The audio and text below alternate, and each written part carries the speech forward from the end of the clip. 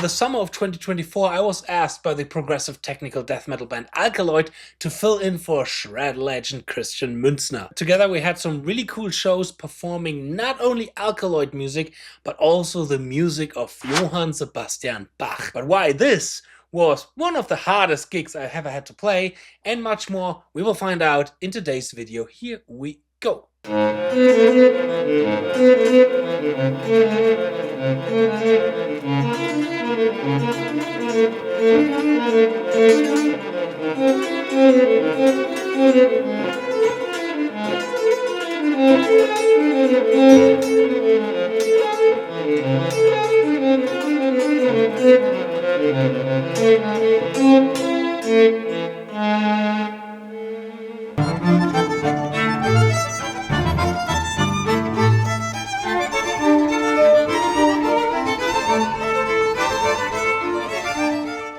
Hey Guitar Champion, what's going on? I'm Justin Hombach, back from my practice dojo, and welcome to today's video. I would say grab a coffee, a beer, Monster Energy drink, something to eat, or your guitar, because this is going to be a longer video. And probably one of those videos that the younger generation will not necessarily appreciate because it requires attention span. Because today we're going to talk, but not only me, also Morean, the kinder head musical director of Alkaloid.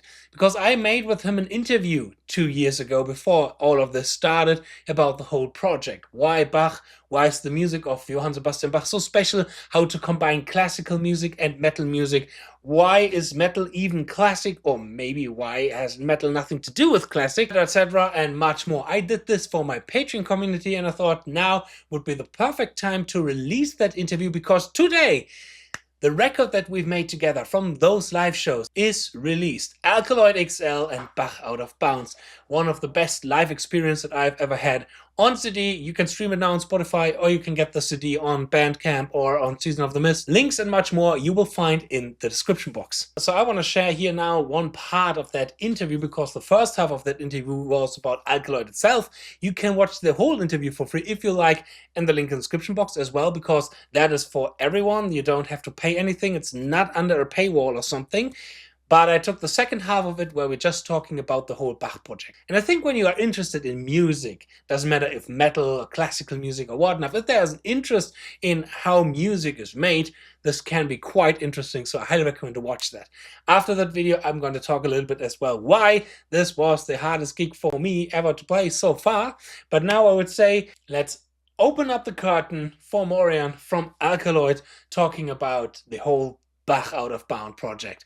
If you like this kind of thing, then again, check out the links in the description box to stream the new album or to get it as a physical CD. I think you can imagine which one supports the artist a little bit more, but just if you like it. All right, here we go. Do you want to shred guitar like this? But it actually sounds more like this. Well, one of the biggest reasons why we won't make any progress on shredding the guitar is that we don't have a good practice routine. All the free content on YouTube is confusing us, and it's not only hard to know how to practice, but also what. And therefore, I created the Gateway to Shred. Hi, I'm Justin Hombach, your shred coach for the next 30 days. The Gateway to Shred was designed to transform your playing in only 30 days. For the upcoming 4 weeks, we will have one lesson every day. And in those lessons, I will show you the perfect practice routine, how to boost your right hand speed picking technique, how to achieve incredible finger independency, and in the end, we have a big solo where we can test ourselves. Are we ready for the world of shred? And I can assume to you, yes, you will be ready to shred. Unlock your shred potential in only 4 weeks. Here's what we learn. In week 1, we have 1 lick, but 6 cool methods to master that lick. I will show you different tactics to spice up your practice routine so that working on your skills will never be boring again. In week number 2, it's all about the left hand. Develop left hand precision, finger independency, and speed with some laser focus exercises. Week number 3, we are going to master a right hand picking technique for an effortless but fast playing. Finally start to understand terms like pick slanting, inside picking, outside picking, string skipping, and much more. In week number 4, we apply everything in a killer solo to see how it can all come together in a musical context.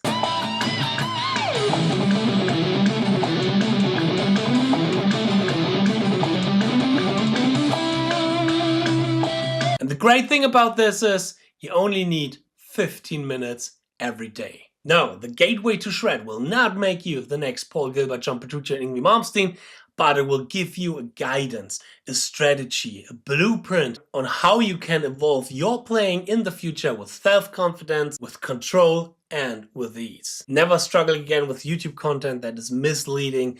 Now you have the plan to boost your playing. 4 weeks can change the way you play forever. I'm 𝗚𝙤𝙦 and I'm going to see you in the Gateway to Shred. Week number 1, exercise number 1. I wish you a lot of fun learning, practicing, and mastering the guitar. Cheers and power your progress. Bye.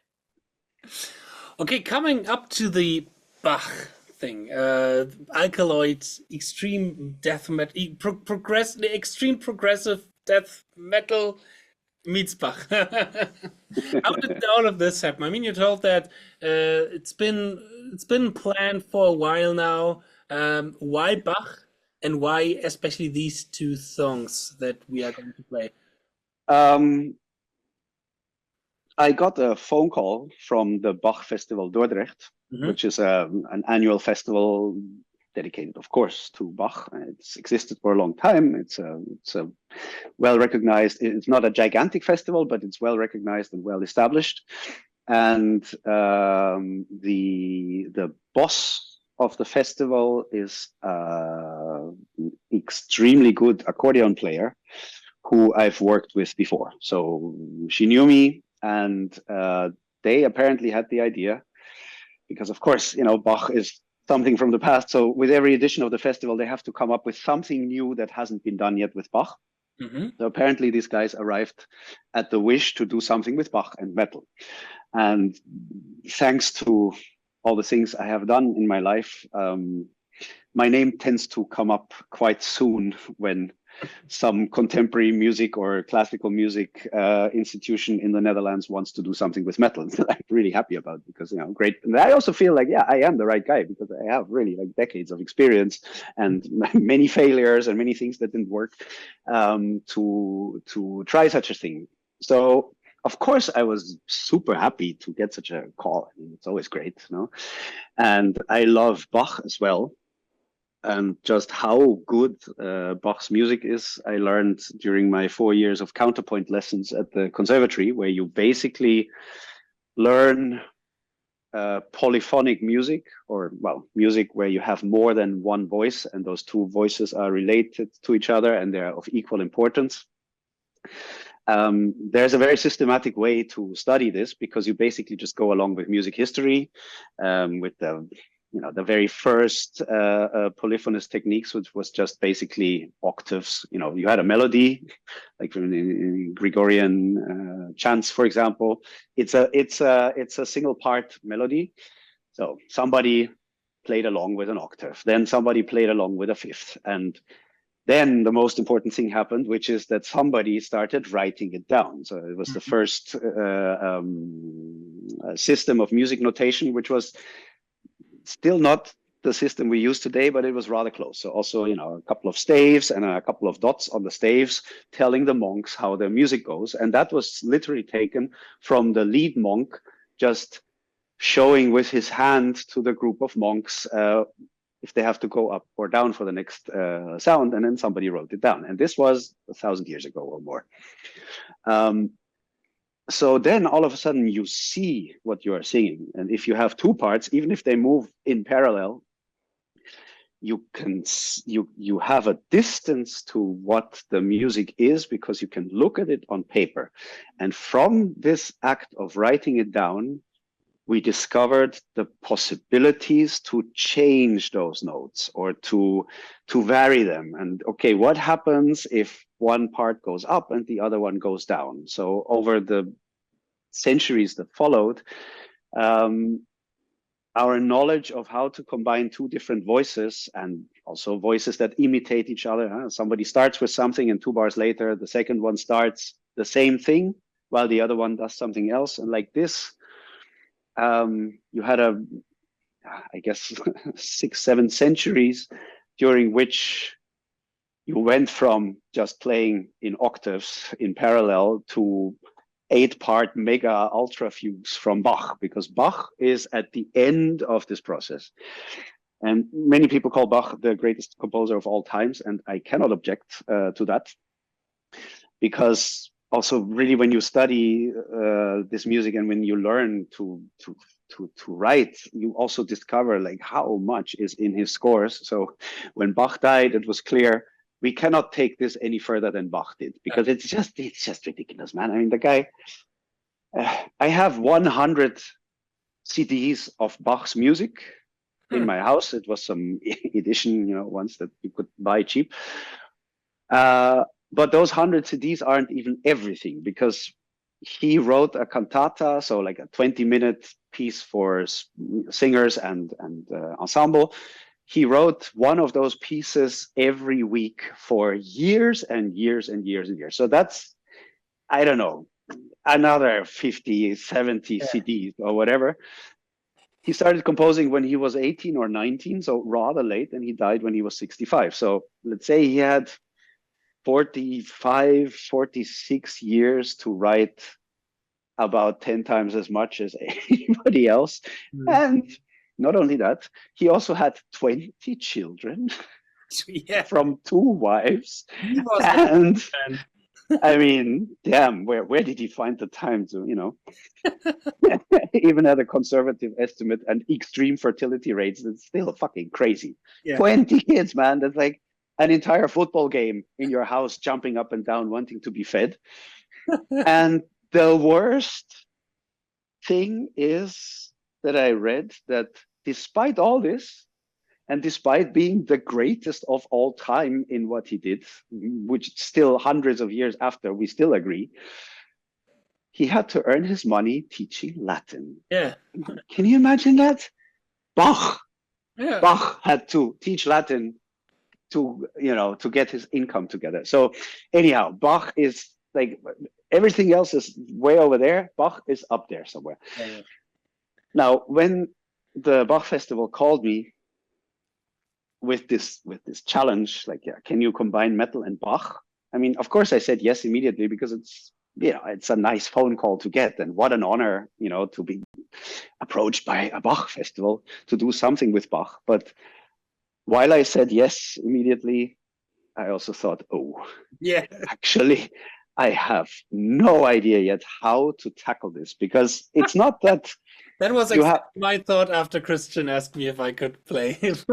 Man, the thing is, it's not the fact that somebody asks you to create something that is influenced by another composer, because I had done already 2 or 3 Wagner projects with like one with Non-Euclid, where we, it was in a way the same thing. It's like, okay, we play some Wagner, the orchestra plays some Non-Euclid, and then we play together. And I wrote a new work where everything should come together. And this was the same thing. Like, they gave me complete freedom from the Bach Festival. They said, just come up with something, and we want to commission a new piece as well, where you then demonstrate how metal and Bach are really connected. So my first thought was, okay, for the metal part, I think I need Alkaloid, because first of all, a ridiculous level of playing. People can read music. People may appreciate Bach, and this turned out to be true, because I asked Chris, like, so how, while I was making the concept for this show and what can we do with it, I asked Chris, like, so how do you see Bach? And then he said, well, he's the best composer of all times, and he's my favorite composer. I was like, okay, cool. And I mean, Linus, being the son of a very loved classical conductor and violinist, of course, to him, I knew he wasn't gonna say no. So and Hannes was also open for it, but yeah, that's the next thing, because of course there are no drums in classical music before the 20th century, so that's something that you have to invent then for it, which is it's a real challenge, and I'll talk a bit more about it later if you want.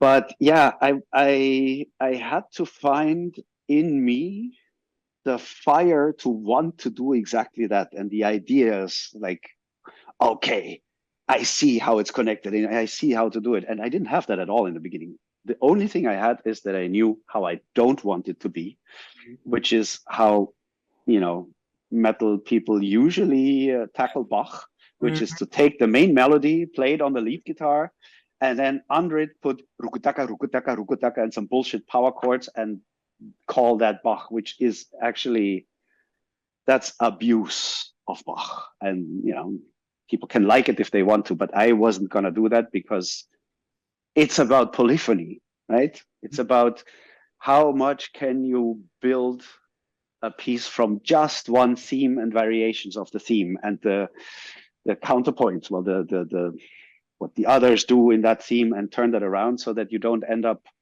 needing 25 different themes, riffs, or melodies to finish one piece. And this is what also takes you years to learn. But yeah, I thought like, okay, how am I going to do that? And so Chris also said, because I asked him like, so, okay, if you like Bach so much, which are your favorite pieces? And he said, my favorite piece is the Concerto for Harpsichord in D minor. Ah, so it was Chris' decision. Oh, interesting. It was Chris's decision, actually, or decision. I mean, we all agreed, or well, I agreed and the others didn't care or whatever, but I listened to it because, of course, I also don't know everything by Bach. And indeed, it's a fantastic piece that I saw potential in. So let's say my idea started coming once I could actually listen to concrete works from that angle. Like, okay, is there metal in this? And of course there is. And funny enough, if you listen to the solo part of Alto Magnitudes, for example, you know, all the tapping part, there is a lot of Bach in there, even though it's in a... We have this in Eternity's End is full with Christian being influenced by Bach. Exactly. Exactly. So, you know, there was a parallel there. Then another thing that came rather serendipitously as well, which was this talk that I had with Chris about Bach was during our photo session for the new album. And then Christian Weiß, our artist who does all our covers and photos, he said, yeah, interesting. Well, I would choose the Agnus Dei from the High Mass, because I said, I really want to do the Kyrie eleison from the High Mass, because I feel it's the best fugue anybody has ever written, the best fugue theme and the best way it's worked out, like, you know, 8 parts. And I was like, okay, let's play this. And then he said, well, but the Agnus Dei is also really nice. At the time, I was still hoping to actually have choir and orchestra along with the metal band. And when I say choir and orchestra, I meant like, you know, 10 strings and 4 or 5 singers. This was a year and a half ago. And in the meantime, it became clear that that was unfortunately not possible, because we didn't get all the money that we wanted, and, you know, everything got more expensive, and, you know, all the misery of financing a project that is not commercial, of course, is becoming exponentially worse by the month, you could say, pretty much. So at the end, which was in January, end of January this year, only so 1 year later, I got the concrete set of possibilities from the Bach Festival. And it turned out that we have to do this with way fewer musicians than we have. Plus, a lot of people were busy. Like, I called so many singers because I know quite many of them. And I wanted people in this project that are excellent classical musicians, but also can relate to metal. And I know a few of those, like some of my friends, amazing musicians. I know that they are heroes in classical music and they win their prizes and they play their solo concerts and everything, but actually they are also interested in other things and they like heavy music as well, even though maybe they didn't play much of it yet. But let's say I chose the right people, and I thought, okay, something like this you can only do convincingly if you have the right people that can relate to both things. So in the end, what came out was, yeah, the smallest possible choir and orchestra, I think, which is basically 3 string players and accordion, because Marike, the boss of the Bach Festival, said, and I would really like to join. So I was like, okay. And she's a beast. So so that's the orchestra: violin, 1 violin, 1 viola, 1 cello, and an accordion. And the choir is 2 sopranos and me. So it is the most bare bone kind of inspirational, you know, to have those limited kind of aspects. You know, can be also a source of inspiration. Yeah, I mean, I actually agree, and I saw that once I started, once I had the conditions, which was end of January, only then could I sit down and make all the arrangements. Because of course you need to know who you're going to have and stuff. And I gotta say, there is indeed also something nice to it. I mean, what I lament is that we couldn't do the big choir works like the Kyrie eleison or like the first piece from the St. John's Passion, Herr, unser Herrscher, which is another one of those mega fugues, because there was just simply not enough people to play all the parts and sing all the parts mainly. So, okay, then it was decided we do the piano concerto, or well, harpsichord concerto, which is a 20-minute monster with 3 very different movements. So it's actually kind of 3 pieces. And the Agnus Dei, and the rest is, well, alkaloid songs in special arrangements that I wrote for this XL version, and well, some new stuff that I wrote. So what are the challenges that you have to face when it comes to combining metal and the classical kind of aspect? Because this is a vision that I had for since I'm playing guitar, because I'm grown up with classical music as well. My grandfather used to be conductor for the symphony orchestra in Bonn and all this. Really? Yeah. Nice. And I'm growing up with reading all the old, like notes and sheets from the 50s and everything. It's really interesting. And I always had that vision in my mind to how can somebody combine metal and classical music in a cool way? Because what I don't like, to be honest, is something like the S&M record from Metallica and all this kind of stuff. Or when a metal band says they're now doing something with orchestra, and it's usually they have their songs and then an orchestra just behind them, like lower of them, not really participating in the music. Yes. I always was kind of fear of this vision, because there's one aspect in metal music that always scared me, and this is the sound of the electrical guitar, actually, the distortion, which I'm really curious how we are going to do this, how we are going to face this kind of thing, because my imagination, this can be quite a challenge, distorted sound and drum sound, and then this natural kind of acoustic sound from the violins and the clarity. This is going to be an interesting challenge. But what would you say are the most challenging kind of things that you have to face when combining these two musics together? Well, first of all, exactly the things that you mentioned. So sound is one thing, because it's a couple of things. The volume is one thing, obviously. And like the sound of a metal electric guitar, and certainly a high gain electric guitar as we use them in extreme metal, it's already very close to white noise, and white noise means all frequencies there are at the same time. So that means the sound of a distorted electric guitar, even if it just plays one single note, doesn't leave a whole lot of space for other timbres and other colors, because it's sort of it's like a trawler net on a fishing boat that just scrapes everything from the ocean floor just to catch a couple of fish. It's the electric guitar is that, and the drums, honestly, even worse so, because the cymbals are actual pretty much white noise.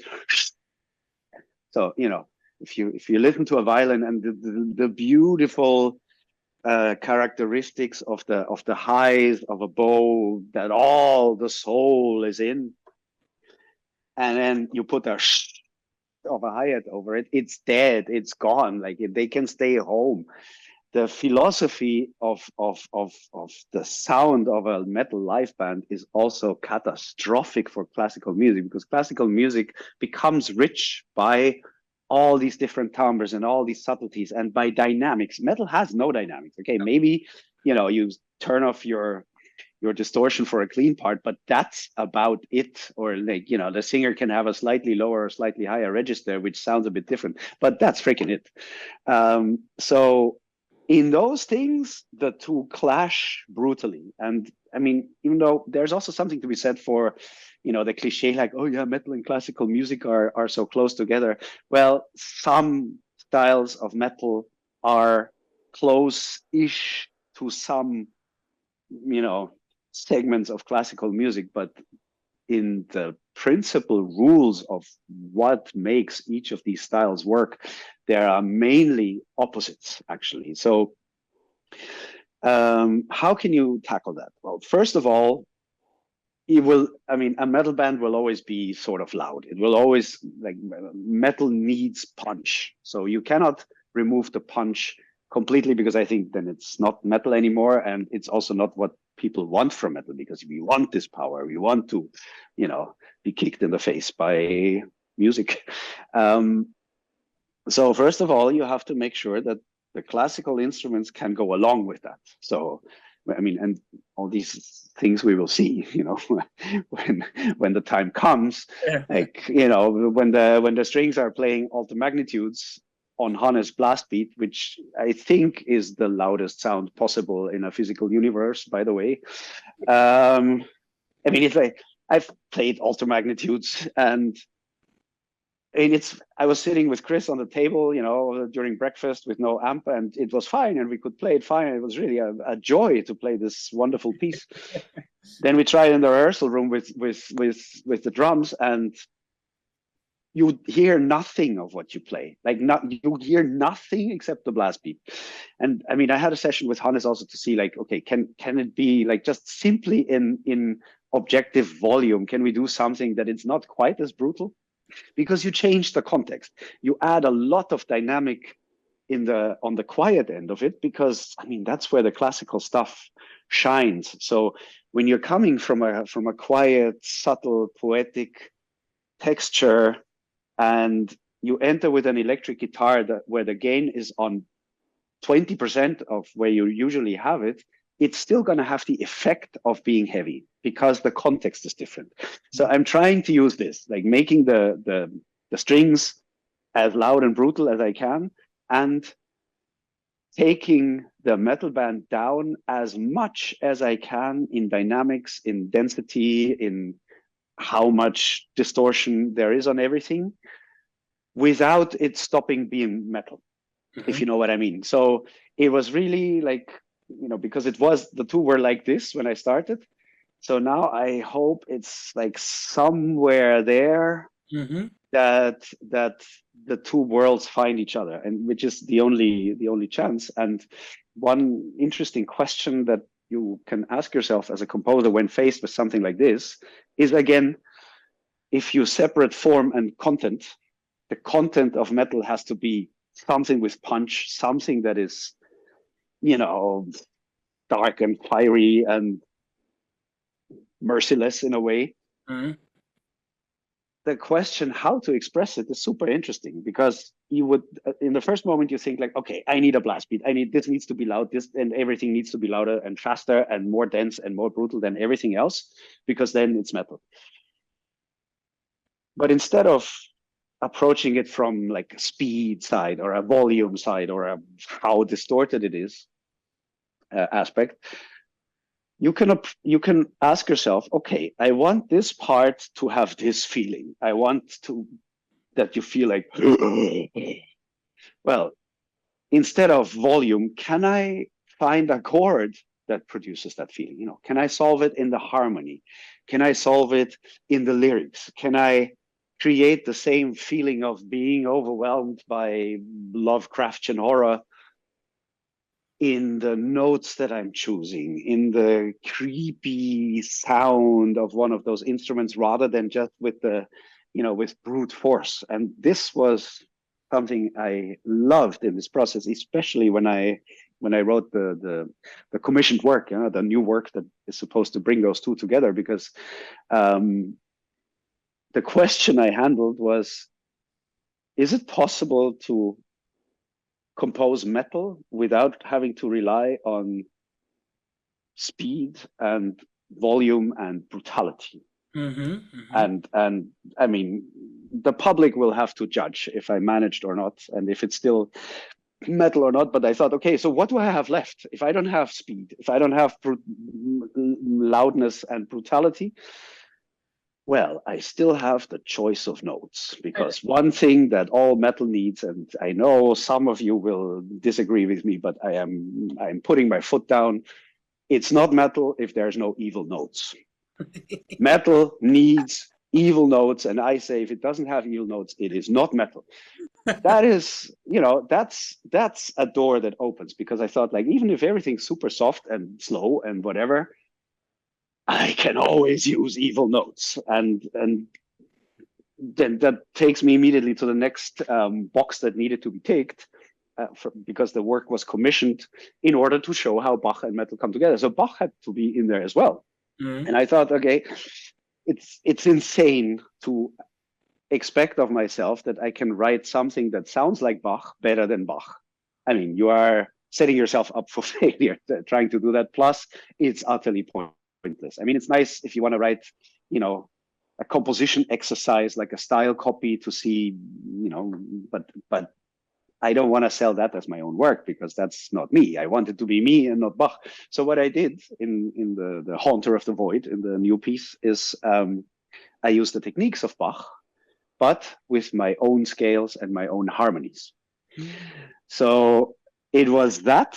So let's say the choice of pitches, or in other words, the fact that I get to use my own evil notes, and of course the story and lyric as well, where I had complete freedom. That is where I thought, okay, the metal has to be in that. And then I can fit everything else into the, let's say, into the area that I still have left if I take away all the things that I cannot use here. And these limitations also always force you to come up with creative solutions. Yeah. And then you end up with something more original. So I'm super proud of the piece, and I think it's going to be like super fucking good, because it's a 12-part polyphonic mad thing in several tonalities at the same time. And I'm pretty sure it's not going to sound like anything you've heard before, while at the same time really sounding like my music. Like when you hear it, it will be immediately clear that I wrote this, but the way I wrote it and what I've used to build this thing is as much influenced by Bach as it is by metal. It's just not done in the same way, because I only use the content, or the let's say, yeah, the information, and not the form that it usually takes. Mm. All right, so much about that interview. So why was that gig so difficult for me, and one of the most difficult shows that I ever had to play so far? Well, because first of all, there was not much time to prepare. Christian Münzner, who I'm playing together with in Eternity's End, incredible shred guitar player if you don't know him yet. And again, if you are a fan of Razor X, Cacophony, 80s shrapnel, shred style, check out Eternity's End. The last record is really, really great that we did together. Yeah, he called me and he asked me if I could fill in for Alkaloid, because he just couldn't do it anymore. He's now living in Mexico City, not in Germany, and I said, yeah, of course, I love Alkaloid. I love that music since, I don't know, 2014, 2015. Really great records, and it's a cool challenge. And then, oh, hello, Ingdi. And then he also told me that, you know, the first shows that I'm going to play with these guys is not only Alkaloid music, it is also like a whole Bach concerto, and it's going to be filmed, and there's going to be an, you know, a live CD prepared out of these shows, and it's going to be streamed on Dutch television and on Dutch radio. So I would say no pressure at all, right, my dear Ingvi? No pressure at all. Well, the music itself by Alkaloid is already quite tough. We played Alter Magnitudes. Unfortunately, it's not on the record. I think that's sad. It's one of my favorite songs, which is like in a etude when it comes to technical death metal. Some really great riffings, some really cool, one of the coolest solos from Christian Münzner, and a really cool Bach-inspired tapping section that we played together with cello and violin, but as well the complexity of other songs, like for example A Fool's Desire, which is on the record, where we had to play some really interesting voicings together with the violins and together with the vocalist, and we're thinking now here not in third harmonies, but more in fourth harmonies, all kind of fourth chords stacked over each other. Really, really cool, composing-wise, interesting aspects of music and challenging aspects of music, because it's not necessarily a technical challenge, it's also a challenge to how to create that sound that fits together with this whole ensemble. And there again, Florian, as the arranger and composer, made a really, really good job. At that time, I made a video how I practiced 12 hours every day, because I had to practice a lot. I had to get my skills together. And still a lot when we're playing this music together, I have to practice it, because it's not easy. It's not easy to be tight and play there. And I'm really fortunate fortunate, for example, for the other guitar player, Max van den Bosch, because he is really precise when it comes to the riffing. And I have to focus a lot on the soloing, so it's really helpful that he sometimes looks over my riffing and saying like, hey, there you could be a little bit more slow down, laid back, a little bit more relaxed. There we could punch the riff a little bit more, so it's a little bit more in your face. And he has some really good senses for these kind of small details. So the first rehearsals, I was really nervous, you know, playing together with these high-class musicians, Hannes Grossmann, Linus Klausenitzer, etc.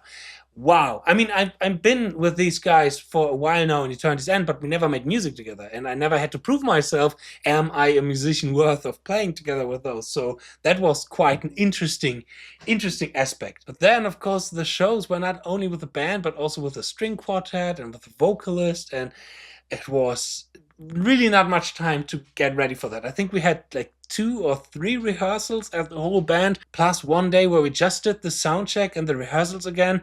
But it is how it is in professional music business. For these kind of projects, it really often needs 2 things: time and money. And when there's one thing in the music world that is always short of, it's time and money. But I think we did the best out of it. The recording was also quite difficult. Certain things did not really work out, so that we had to change certain things here and there.